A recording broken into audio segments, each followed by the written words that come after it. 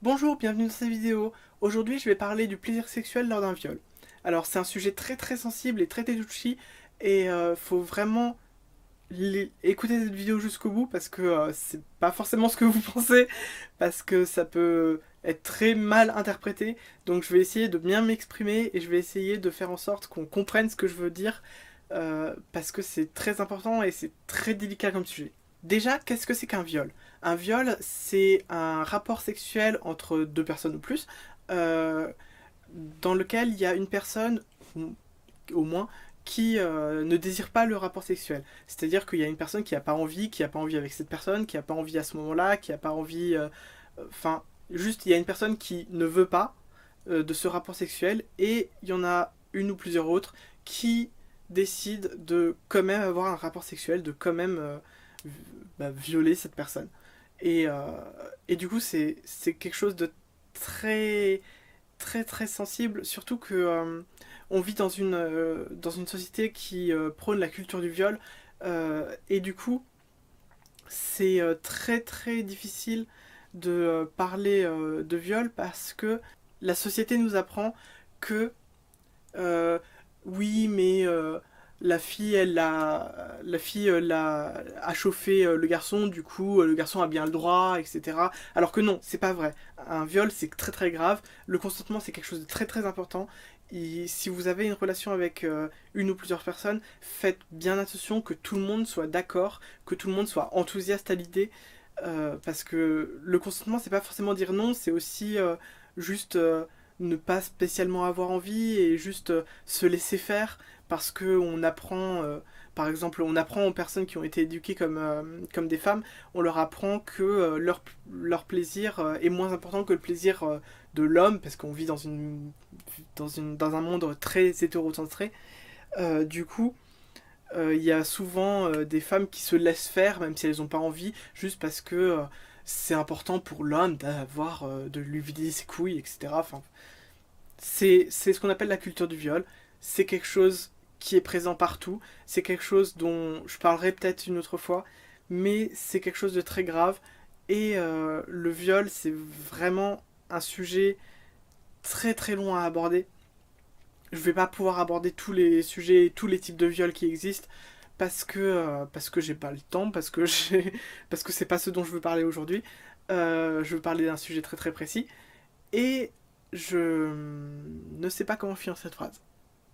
Bref, le consentement c'est important, le viol c'est mal, voilà, on a posé les bases. Du coup, pourquoi est-ce que je veux parler de ce sujet précis? Pourquoi est-ce que je veux parler du plaisir sexuel lors d'un viol? Ou de plusieurs viols?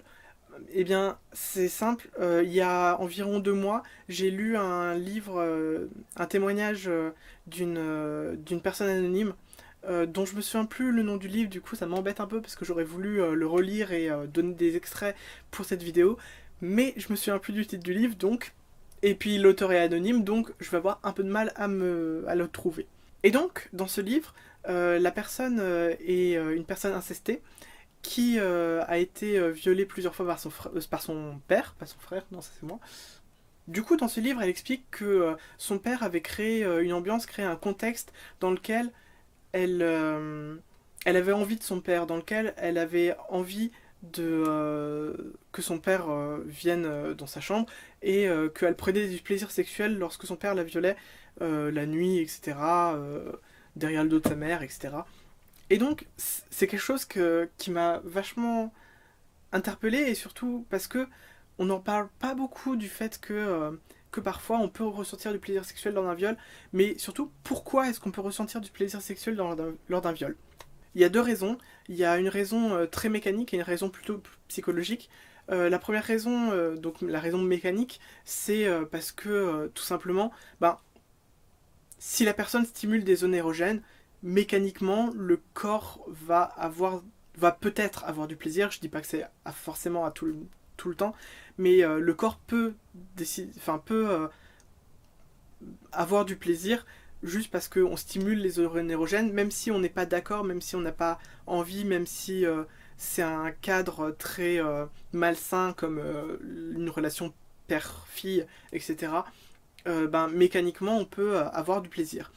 Sinon, on peut aussi avoir du plaisir et là c'est un peu plus, la ligne est un peu plus floue, on peut avoir du plaisir parce que le cerveau décide que le traumatisme est trop grand et que parce qu'on peut rien faire, parce que clairement, par exemple, dans le bouquin dont je parle, euh, la fille pouvait rien faire. Elle était gamine, elle était même pas majeure, elle était complètement gamine, elle avait moins de 10 ans, je crois. Et son père venait la violer le soir pendant que sa mère était dans la chambre, enfin, et elle pouvait rien faire contre ça. Et du coup, le cerveau n'aime pas les traumatismes. Le cerveau n'aime pas trop les choses comme ça. Et du coup, le cerveau peut utiliser ça comme mécanisme de défense, en fait. Peut un peu retourner la situation en mode ah, mais non, mais en fait, j'en ai envie, mais en fait, ça me fait du bien. Parce que, tout simplement, c'est un trop grand traumatisme de se dire ah, mon père me viole régulièrement. C'est dur à encaisser. Et du coup, ça se peut que le cerveau décide de, de retourner la situation pour que ça soit plus facile à gérer.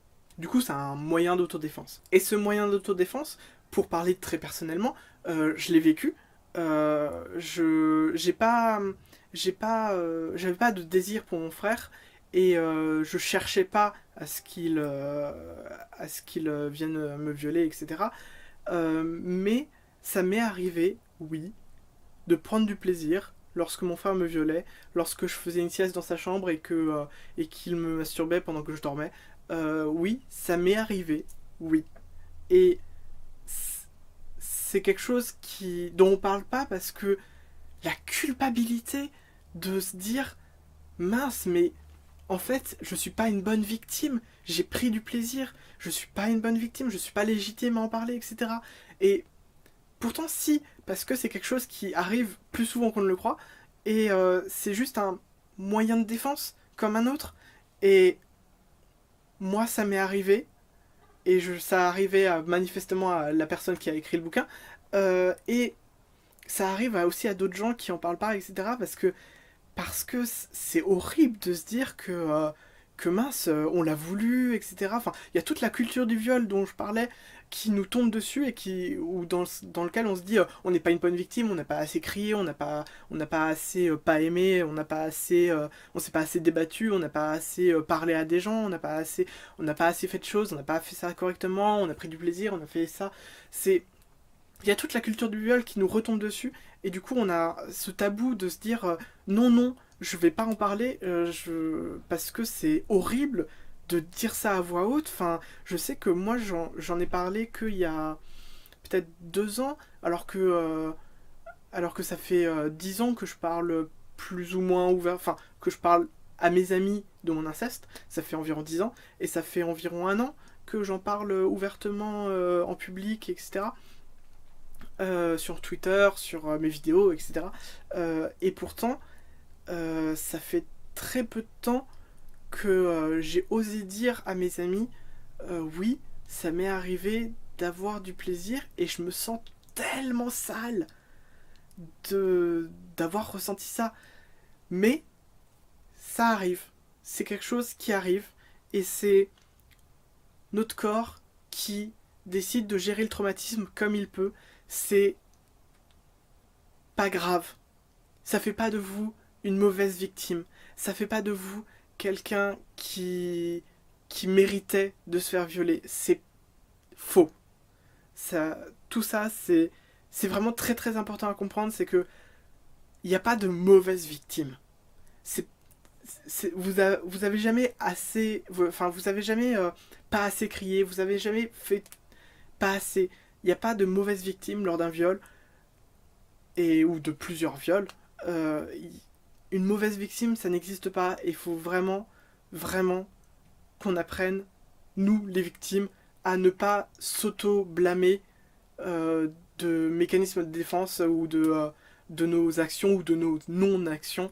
Il faut vraiment qu'on apprenne à ne pas s'en vouloir pour ce genre de choses. Parce que ça veut pas dire qu'on était d'accord, parce que ça veut pas dire que la relation était saine, parce que ça veut pas dire que c'était de notre faute, etc.